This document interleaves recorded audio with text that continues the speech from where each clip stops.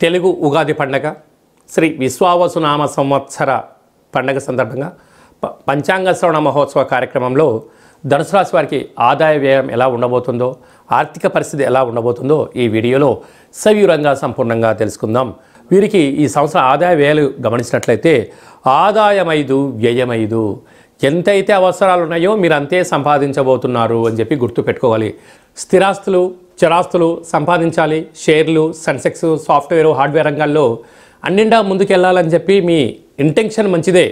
కాకపోతే నాకు కుటుంబ ఖర్చులు ఉన్నాయి, నాకు మెయింటెనెన్స్ వ్యవహారాలు ఉన్నాయి, చాలా కార్యక్రమాలు ఉన్నాయి, కుటుంబం అంతా నా మీద ఆధారపడి ఉంటుంది, నా సంపాదన లేకపోతే నేనేం చేయలేను అని మీరు అనుకుంటూ ఉంటారు. కానీ మీ ఆలోచన విధానం కరెక్టే.